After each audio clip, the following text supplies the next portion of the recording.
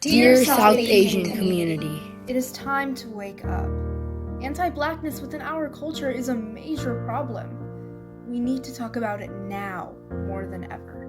But to do that, we must address the root of the issue first. Anti-blackness in our community can be dated all the way back to the caste system. The system displayed oppression toward the lower castes, such as the Dalits, who had finally gained a voice following the passing of the Indian Constitution. Many South Asians have denied the discrimination of black people due to the Civil Rights Act of 1964. But this is a misunderstood message. The caste system, while it is illegal in Article 15 of the Indian Constitution, it is still institutionalized and practiced in parts of India. The same applies to racism towards black people in the US. They were brought to America as property and thus have faced oppression because of it. This thought process has been passed down just like the ideals of the caste system. Colorism has also served as a prominent problem within South Asian culture, with words such as Gori being white and beautiful and Kali being dark-skinned and ugly. This fair-skin bias is perpetuated by the influence of colonialism within countless countries once ruled by European power. How many times do you see skin whitening products such as Fair and Lovely being advertised on Desi TV like it's completely normal? Why do we idolize fair skin as the ideal skin color? We, as a community, have been conditioned at a young age to believe that dark skin is a symbol of impurity and ugliness, and we need to be held accountable for it. These historical influences from colonialism still have a lasting influence on our perception of different races. For example, I'm sure we've all heard our elders say something that would not be said outside the house. However, due to the emphasis on respect for elders within our culture, we often bite our tongues and stop ourselves from saying something out of the fear that speaking up will instantly deem us rude or disrespectful to our family members. But then we're quick to criticize the same racism we see outside of our inner circle. The harsh reality is that if we want to bring about change, we must start within our own households. If we're too afraid to speak up against the bigotry and subtle racism in our communities, then it's not possible for us to fight hate at a national level either.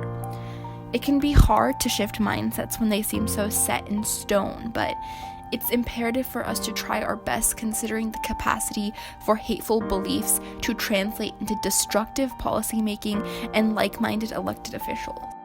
The silent mindset doesn't just apply to the older generations. Many younger South Asians have failed to speak up on the BLM movement. Younger generations of the South Asian community have continuously appropriated black culture and music by fetishizing it only when it is convenient for them. They even attempt to justify their use of racial slurs, or they only display activism when it benefits them, such as exploiting black struggles for their resume or college apps. When it comes to actually standing up for our black friends, many have decided to avoid using their privilege and remain absolutely silent. This only leads to microaggressions that contribute to the overall exploitation within the community. Rather than confront issues of racism and oppression, many South Asians believe that they can escape discrimination by bettering themselves and attempting to cater to Western expectations in order to gain access to others' exclusive opportunities. The fear of association, submitting to white people, and the overall lack of understanding has caused our community to fuel the cycle of racism which contributes to the oppression of black people. Not to mention, South Asian communities also overlook the benefits and privileges we gain from the work and institutions of black people. Any South Asian family which immigrated here after 1965 owes it to the Civil Rights Movement. Due to the pressures from the movement to deracialize American policies, the Immigration and Nationality Act of 1965 was passed, thus opening immigration to all Asian countries, which was a major shift away from the restrictive immigration policies of the past. This changed America's ethnic demographic dramatically and should incentivize us to recognize that our contribution to the Black Lives Matter movement is necessary. Fortunately, there are active steps that we as members of the South Asian community can take to support our BLM brothers and sisters. The first step of action is to donate to bail funds such as Minnesota Freedom Fund and Reclaim the Black nationwide. However, we understand that donating is not feasible for everyone. Signing petitions is also another method of showing support for this cause. There are various resources online that we can share. We also encourage you to break the stigma by having an open conversation with your parents about this movement.